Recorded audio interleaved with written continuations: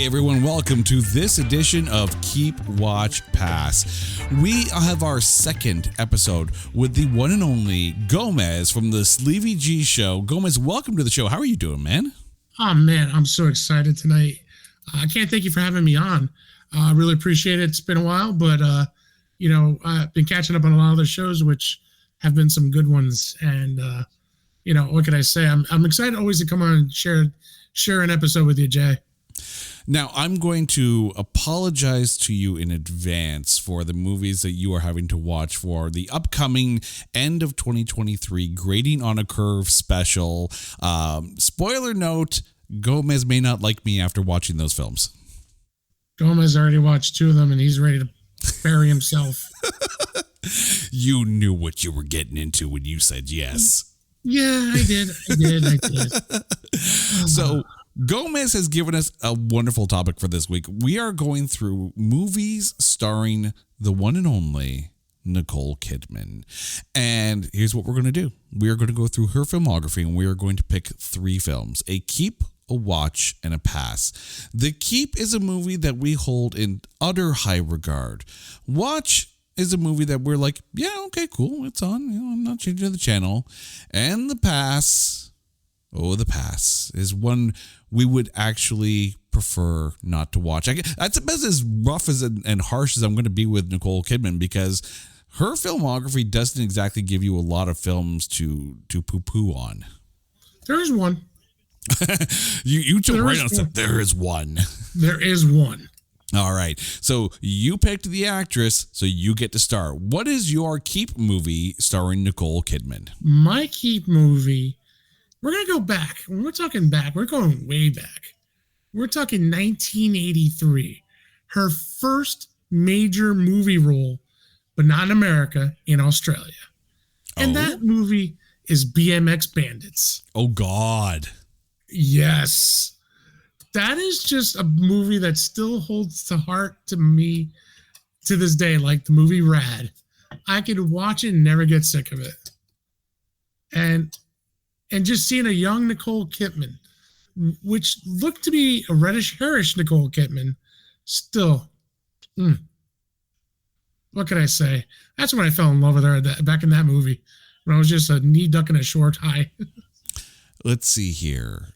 80s BMX. I mean, just the phrase BMX alone screams 80s, and it's but that's the thing. Like when you think about, like, she had a decent filmography before really breaking into the North American market.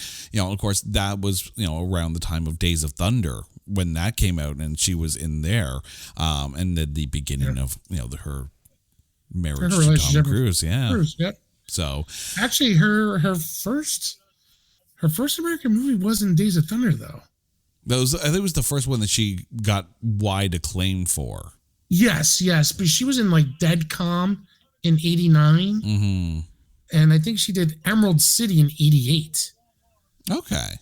So she did 2 before she became really known in Days of Thunder. Yeah. And then it just kind of exploded after that, because let's be honest, when you're in a Tony Scott film, it's going to be big. So, yeah. So for me, my keep movie, this one's a no-brainer. It's To Die For. First of all, the fact that you have this, very dark tale that's actually, based in real life. You have her as a weather reporter in a small town, that whole big fish in a small pond kind of thing, and using her local celebrity to get people to do things, basically commit crimes for her, commit murder for her. And like, she knows exactly how to play the media. She knows how to get away with it. And like, it's a stellar cast. Oh, yeah. You got Joaquin Phoenix, you got Matt Dillon, you have Ileana Douglas, you've got Casey Affleck, Kurtwood Smith, Dan Hedaya, like all of these actors, absolute stellar cast, right? You got Gus Van Sant behind the lens directing this, like, and she killed it. Yeah, she was pitch perfect. She got an Emmy nod for that, didn't she? I don't know if she got an Oscar nomination for that. Or an Oscar, but I think she got a nod for something on that movie. I just can't remember. It should be noted, though, that at the AFI 100-year celebration, the 100 Heroes and Villains, Suzanne Stone, the character that she played, was nominated for one of those villains. And I don't disapprove of that nomination. Like, because it was such a sociopathic performance and not maybe what you would have expected out of Nicole Kidman at the time, but it showed her utter range, her total acting range. It was one of those movies that she has a couple of movies that shows her total acting range, and that's one of them. Oh, absolutely. So I know you agree with me that To Die For was a good film. It was. We're good. Very good. We're good. I'm not sure if you're going to agree with me on my watch film. Okay, well, what is your watch film? My watch film is a film that I have actually talked about on It's Not That Bad already. It's Batman Forever. Now, let me justify this for you here. I am fully aware that Val Kilmer is not the best Bruce Wayne. He was horrible. I actually didn't mind him as Batman, but he was a horrible Bruce Wayne. I didn't like him as Batman either. No, I get that. I'd rather have George Clooney. I recognize that Tommy Lee Jones was a piss poor Two-Face. I thought he was a good Two-Face. Oh, no. I mean, don't get me wrong. Adam Eckhart and Christian Bale were great. And Heath Ledger as Joker. But for a comedic version of Batman, I thought Tommy Lee Jones was good. The problem is that Tommy Lee Jones was trying to do the same shtick that Jim Carrey was doing, and Jim Carrey was doing it better as the Riddler. And that's what I love about him. But the thing is, Two-Face was never that kind of character. But I mean, this is not painting the picture here is why this is my Nicole Kidman film, because let's be honest, as Dr. Chase Meridian in this film, Nicole Kidman, I'm going to put this out there, and I'm curious your thought on this, because yes, I have to admit, on the Mount Rushmore of Hollywood redheads, Nicole Kidman to me is up there. I would suggest to you that in this film, as Dr. Chase Meridian, this may be her most attractive look on screen. Oh, yeah. Yeah. But the thing is, she actually pulled this off very well. The fact that she's a psychologist who's fascinated with bats, who's fascinated with dual personality, and she's dealing with Bruce Wayne, who's Batman. And very attractive. Yeah, but the thing is that she played it. Yes, I recognize that this was the beginning of the Joel Schumacher era of Batman, and he was going for a more Adam West-esque tone to his Batman films. Yeah, horrible. I just can't get it's boiling acid out of my head, but it's campy as hell. It is fun, and she's awesome in it. I'll give you that much. If I remember correctly, I think she was actually my MVP from this film. She was. She wasn't just an MVP. She was a star of that whole movie. But also, that being said, if it wasn't her, then I know who it was, and it was probably Michael Gough, who, of course, played Alfred, and was the only, aside from the guy who played, I think it was Eckhart. No, it was the guy who played Jim Gordon. The guy played, the only two people who were in all of the first four Batman films, the two Tim Burtons and the two Joel Schumachers, was Michael Gough and the guy who played Jim Gordon. I would say that Chris O'Donnell did a good job in that movie. I don't think you needed Robin, but actually I didn't mind the Robin backstory being intertwined with that. It was so much better than Batman and Robin. So much better than that one. Yeah. Yeah. No, never mind. I still enjoy Batman Forever. I think it's a good one. But for you, what's your watch film? My watch film, we're going to go back to 1990. Days of Thunder. Her first well-known movie, as we talked about it before, and where she met her famous husband, Tom Cruise. Still jealous of that. She was a doctor in this movie too. Go figure. We talked about 2 movies with she being a doctor. Right. She was Dr. Claire Lewicki. Now, the background of the story is that Cole Trickle, aka Tom Cruise, is the hottest NASCAR rookie, and he's won an impressive 5 out of 6 races.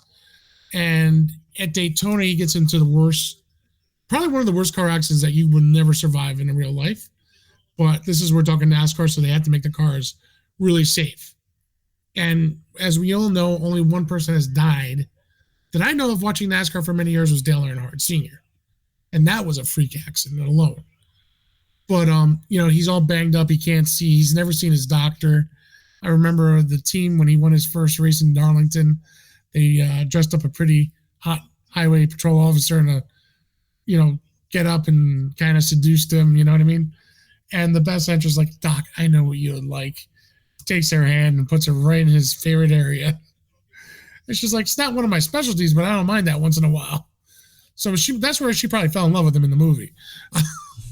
Probably. But, she, again, amazing actress in this movie. Because she plays the love interest, but she also plays the badass doctor. She's also the warrior.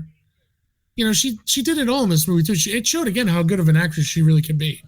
Oh, I mean, I remember when we were actually covering Days of Thunder for the podcast recently, and the fact that she was able to bring a level of, I'm not going to say maturity, but her character was definitely much more mature than the other characters that she was dealing with. And, bring a little bit of prestige acting to this. And rather than just make it a hoo-ah kind of film. For the record, by the way, Dale Earnhardt was the last NASCAR driver to die on the track, at least. Mm-hmm. And that happened back in 2001. Yeah. But I mean, even in around that time, like you had Gary Adcox, who had passed away in 1989, J.D. McDuffie in 91. So I mean, they've done a very good job of kind of cutting that back. You see it a little bit more, at least more recently on the IndyCar circuit. Of course, I think the one that stands out for me was Dan Weldon. Like, it's a dangerous sport, and the fact that in this film you had Cole Trickle coming in from open wheel going into NASCAR. So, there was a lot. If you were a racing fan, there was a lot for you in this. It was so much better than the Sylvester Stallone driven film, that's for sure. I actually like that movie too. Oh, I know, but it holds. I don't know why I love that movie, but I'll say this. The director, Don Simpson, was actually a driver in the movie. There was a lot of love for this, and really what my guest on that episode had mentioned was that the fact that this was very much kind of like the tale of Hendrick Motorsports. Mm-hmm. So you had the basis in a real life team. So there was a lot of aspects that were definitely going to be good about it. And you could see how a movie like Days of Thunder probably influenced a lot of the first Cars film as well. Yeah. And on top of it, Hendrick still owns the 46 City Chevrolet, the 51 Mellow Yellow car. And I think he kept the 46 Superflow car too. So he still has all the originals from the movie. Yeah. If you like car racing movies, this is definitely one to watch. I don't know if it's it though. No, but I'll tell you this. There's a rumor going that he's bringing back Days of Thunder 2. He apparently, there's talks about partnering up with maybe Paramount Plus. Paramount's definitely pushing for this one as well. Yeah. I just wonder how a Days of Thunder 2 would actually go. The thing is, though, when they started filming that movie, the script wasn't finished, and it kind of showed a little bit. But I agree that it's an enjoyable watch film. I think that part 2, you're going to see him retire as a race car driver finally. He's won all the championships. Him and Rowdy are no longer, are best friends. And I think they're going to form a team together. I think that's what Days of Thunder 2 is going to focus, is getting 2 rivals together. Top Gun Maverick in Cars. Yeah. All right.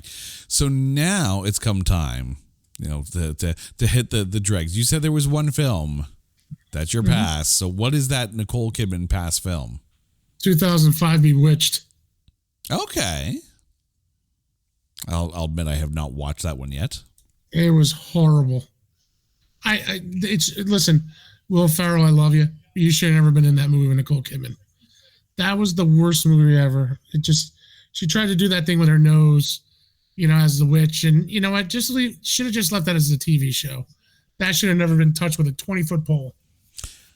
There's always that risk of taking a beloved TV property and trying to turn it into a big screen adaptation. And the thing is, I find it sometimes works best when you kind of go with the opposite direction of what the original series was like. You think about Starsky and Hutch, right?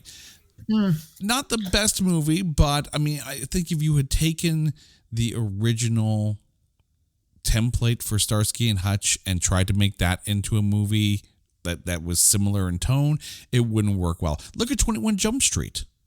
That was funny though, right? Because they brought back the original cast members too. Well, they did in Starsky and Hutch as well. Yeah, they did, but they did it wrong though. Okay. I think they did it wrong in Starsky and Hutch. Listen, I thought Ben Stiller's character was great. I think they did a great job, but the problem is that the storyline was so bad that it didn't make sense. Like but 21 Jump Street. Snoop Dogg is Huggy Bear. Yes, I get it. Snoop Dogg made the movie. But, when you look at 21 Jump Street, you get older people trying to be high school kids. And I think they portrayed that pretty damn good, especially when they shot a piece of anatomy off the one guy. So, I like that movie a lot too. But Bewitched should have never been touched. Some of these movie classics that you've seen, like growing up, I always thought it would be great to have a Knight Rider movie or an Airwolf movie, we had the Dukes of Hazzard movie. We already know how that went. But, it's just sometimes the nostalgia is there and they're trying to do the right thing, but it just, as much as I want to see a Knight Rider movie, I just don't know if it would be good. You had me at Airwolf. You did. Do do do do do do do do do do do do do do. Get that Jen Michael Vincent action going there. But the thing is, like, the Brady Bunch, I think, did a decent translation to more modern film. I thought Shelley Long was horrible. Yeah, but she fit the role perfectly. I mean, she did. But there's always going to be that comparison to the original show and why are you crapping on something that was so good for so long? Like, I get it. It's a risk, but it's a decent. I mean, again, I think Nicole Kidman was probably a perfect cast for that role, but maybe the execution wasn't that good. And I say that having not watched the film. The execution sucked. Okay. I mean, I would still watch it. I'm curious now. Listen, this is Metamucil, milk of magnesia, powdered crap, and there's no Imodium AD. That's how bad this one is. Oh, wow. This is Mr. Hanky Christmas Fruit coming up saying, don't watch this. You might want to pick another movie.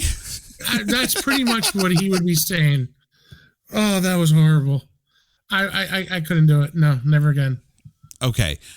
I know in a previous Keep Watch Pass episode, I may have skirted the line into maybe revoking my film aficionado card.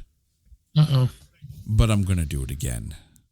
And I say that because my past movie for Nicole Kidman is Eyes Wide Shut. Oh God, yeah. I'm going to say something that might be a little on the controversial side. I don't get the Stanley Kubrick love. I don't. Neither do I. When we did the movies that had numbers in the title, my past movie was 2001: A Space Odyssey. Mm-hmm. I found it boring as crap. And I didn't even have. I had never read the Arthur C. Clarke novel that it was based on. So it's not even like I had that image of what it should have been based on what I read. No. Right. I went into it completely unknowing, and it was crap. It was boring as hell. Yeah. It was about as boring as the first Star Trek film. The thing with Eyes Wide Shut is that it's almost like it tries too hard to be edgy. It tries too hard to paint people in this, just sad state of affairs. And you also had what I'm going to call the Gigli effect, is that you had, Tom Cruise and Nicole Kidman in a movie, and they were married, and the whole idea was like, and Stanley Kubrick's giving them this like really dark and hot kind of tale to go. And I was like, I'm out.